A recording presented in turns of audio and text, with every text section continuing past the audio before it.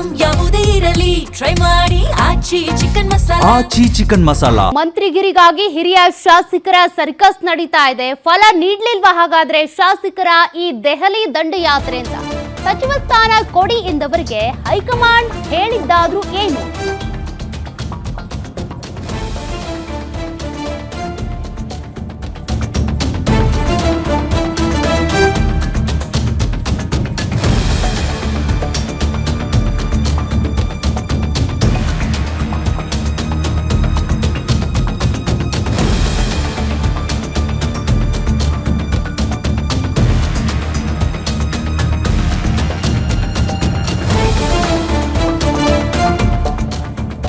ಶತಾಯ ಗತಾಯ ಸಚಿವ ಸ್ಥಾನ ಬೇಕೇ ಬೇಕು ಅಂದವರಿಗೆ ಸಿಕ್ಕಿದ್ದಾದ್ರೂ ಏನು? ದೆಹಲಿ ಅಂಗಳದಲ್ಲಿ ದೆಹಲಿಯಲ್ಲಿ ನಡೆದ ಮೀಟಿಂಗ್ ನಲ್ಲಿ ಸಿಗ್ಲಿಲ್ವಾ ಗ್ರೀನ್ ಸಿಗ್ನಲ್? ಮೊದಲು ಸಂಪುಟ ಪುನಾರಚನೆಯೋ ಅಥವಾ ನಾಯಕತ್ವ ಬದಲಾವಣೆಯೋ? ಮಂತ್ರಿಗಿರಿ ಸರ್ಕಸ್ ಪರೇಡ್ ಬಿಗ್ ಎಕ್ಸ್ಕ್ಲೂಸಿವ್ ಇದು. ಸಚಿವ ಸ್ಥಾನಕ್ಕಾಗಿ ದೆಹಲಿಗೆ ಹೋದವರು ಬರಿಗೈನಲ್ಲಿ ವಾಪಸ್ ಆದ್ರ? ಮಂತ್ರಿಗಿರಿ ಕೇಳಿದ ಶಾಸಕರಿಗೆ ಗ್ರೀನ್ ಸಿಗ್ನಲ್ ಕೊಟ್ಟಿಲ್ಲ ಹೈಕಮಾಂಡ್. ಹಾಗಾದ್ರೆ ಮುಂದೆ ಏನು ಬದಲಾವಣೆಗಳಾಗುತ್ತೆ? ಮೊದಲು ನಾಯಕತ್ವ ಬದಲಾವಣೆ ಬಗ್ಗೆ ಚಿಂತನೆ ತೆಗೆದುಕೊಳ್ತಾರ? ಅದರ ನಿರ್ಧಾರಕ್ಕೆ ವರಿಷ್ಠರು ಒಲವು ತೋರಿದಂತೆ ಕಾಣಿಸ್ತಾ ಇದೆ. ಶೀಘ್ರದಲ್ಲೇ ಡಿಕೆ ಶಿವಕುಮಾರ್ಗೆ ಸಿಹಿ ಸುದ್ದಿ ಸಿಗುತ್ತಾ? ಸಿಎಂ ಸ್ಥಾನಕ್ಕೆ ಪಟ್ಟು ಹಿಡಿದಿರುವಂತ ಡಿಕೆ ಶಿವಕುಮಾರ್ ಒತ್ತಾಯದಿಂದ ಸಂಪುಟ ಪುನಾರಚನೆಗೆ ಬ್ರೇಕ್ ಹಾಕ್ತಾ ಹಾಗಾದ್ರೆ ಹೈಕಮಾಂಡ್ ಅಂತ? ಅಂದ್ರೆ ಡಿಕೆ ಶಿವಕುಮಾರ್ ಅವರಿಗೆ ಸಿಎಂ ಪಟ್ಟ ಒಲಿದಿದ್ದೆ ಆದ್ರೆ ಅವ್ರಿಗೆ ಬೇಕಾದಂಗೆ ಯಾವ ಶಾಸಕರಿಗೆ ಬೇಕು ಅಂತವ್ರಿಗೆ ಮಂತ್ರಿಗಿರಿ ಸ್ಥಾನವನ್ನ ಸಚಿವ ಸಂಪುಟವನ್ನ ರಚನೆ ಮಾಡ್ಕೊಳ್ತಾರೆ. ಹಾಗಾಗಿನೇ ಹೈಕಮಾಂಡ್ ಈಗ ಈ ಒಂದು ಸಚಿವ ಸಂಪುಟ ಪುನಾರಚನೆಗೆ ಒಲವು ತೋರಿಸ್ತಾ ಇಲ್ವಾ? ನಾಯಕತ್ವ ಬದಲಾವಣೆ ಬಳಿಕವೇ ಸಂಪುಟ ಪುನಾರಚನೆ ಆಗುತ್ತಾ? ಪಂಚರಾಜ್ಯ ಚುನಾವಣೆ ಟೆನ್ಷನ್ನಲ್ಲಿ ಕಾಂಗ್ರೆಸ್ ವರಿಷ್ಠರಿದ್ದಾರೆ.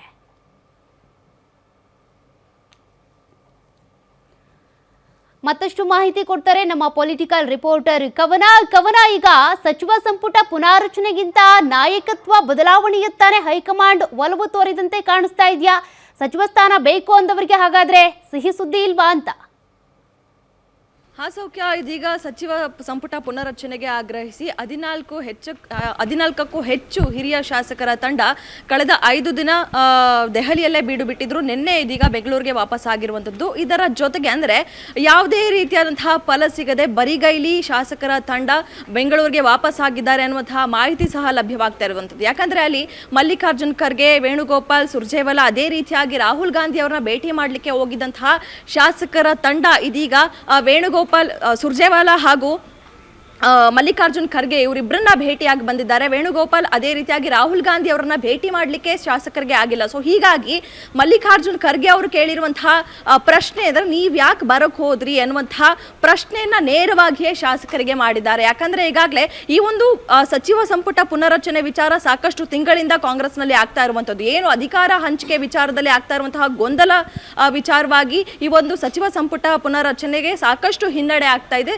ಸಾಕಷ್ಟು ಹಿಂದೆಟನ್ನ ಸಹ ಆಗ್ತಾ ಇದ್ದಾರೆ. ಯಾಕಂದ್ರೆ ಡಿಕೆ ಶಿವಕುಮಾರ್ ಅವರು ಪಟ್ಟು ಹಿಡಿದಿರುವಂಥದ್ದು ಮೊದಲು ಏನೇ ಮಾಡೋದಿದ್ರು ಮೊದಲು ಅಧಿಕಾರ ಹಂಚಿಕೆಯನ್ನ ಮಾಡಿ ನಂತರ ನೀವು ಸಚಿವ ಪುನರಚನೆಯನ್ನ ಮಾಡಬಹುದು, ಸಚಿವ ಸಂಪುಟ ಪುನರಚನೆಯನ್ನ ಅನ್ನುವಂತಹ ಆಗ್ರಹವನ್ನ, ಒತ್ತಡವನ್ನ ಇದೀಗ ಡಿಕೆ ಶಿವಕುಮಾರ್ ಅವರು ಹೇರ್ತಾ ಇರುವಂಥದ್ದು ಹೈಕಮಾಂಡ್ಗೆ. ಸೊ ಹೀಗಾಗಿ ಇತ್ತ ಸಿಎಂ ಸಿದ್ದರಾಮಯ್ಯನವರು ಸಚಿವ ಸಂಪುಟ ಪುನರಚನೆಗೆ ಒಲವನ್ನ ತೋರಿಸ್ತಾ ಇದ್ದಾರೆ. ಸೊ ಹೀಗಾಗಿ ಈ ಒಂದು ಸಿಎಂ ಡಿಸಿಎಂ ನಡುವೆ ಇರುವಂತಹ ಕಾಳಗದ ಮಧ್ಯೆ ಇದೀಗ ಶಾಸಕರು ಸಿಲುಕಿಕೊಂಡು ಒದ್ದಾಡ್ತಾ ಇದ್ದಾರೆ ಅಂತಾನೆ ಹೇಳ್ಬೋದು. ಸೊ ಹೀಗಾಗಿ ಇದುವರೆಗೂ ಕಾದಿದ್ದಂತಹ ಶಾಸಕರು ಈ ಒಂದು ಕರ್ನಾಟಕ ಉಪಚುನಾವಣೆ ಆಗ್ತಿದ್ದಂತೆಯೇ 14ಕ್ಕೂ ಹೆಚ್ಚು ಶಾಸಕರ ತಂಡ ದೆಹಲಿಗೆ ಹೋಗಿತ್ತು. ಅಲ್ಲಿ ಇದೀಗ ಇಬ್ಬರು ನಾಯಕರನ್ನ ಭೇಟಿಯಾಗಿ ಯಾವುದೇ ರೀತಿಯಾದಂತಹ ಗ್ರೀನ್ ಸಿಗ್ನಲ್ ಸಿಗದೆ ವಾಪಸ್ ಆಗಿದ್ದಾರೆ. ಹಾಗಾದ್ರೆ ಈ ಒಂದು ಸಚಿವ ಸಂಪುಟ ಪುನರಚನೆ ಯಾವಾಗ ಆಗುತ್ತೆ ಅನ್ನುವಂತಹ ಗೊಂದಲ ಎಲ್ಲರಿಗೂ ಸಹ ಇರುವಂಥದ್ದು. ಈಗಾಗಲೇ ಪಂಚರಾಜ್ಯ ಚುನಾವಣೆ ಆಗ್ಲಿ, ನಂತರ ಬೇಕಾದ್ರೆ ನೋಡೋಣ ಅನ್ನುವಂತಹ ವಿಚಾರದಲ್ಲೂ ಸಹ ಇದೀಗ ಹೈಕಮಾಂಡ್ ಇರುವಂಥದ್ದು. ಜೊತೆಗೆ ಏನಾದರೂ ಅಧಿಕಾರ ಹಂಚಿಕೆ ಆಗುತ್ತಾ ಈ ಒಂದು ಪಂಚರಾಜ್ಯ ಚುನಾವಣೆಗಳ ನಂತರ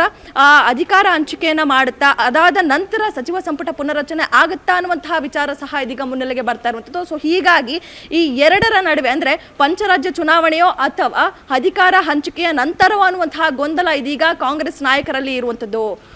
ಸೌಖ್ಯ. ಓಕೆ, ಥ್ಯಾಂಕ್ ಯು ಕವನ ಡೀಟೇಲ್ಸ್ಗೆ.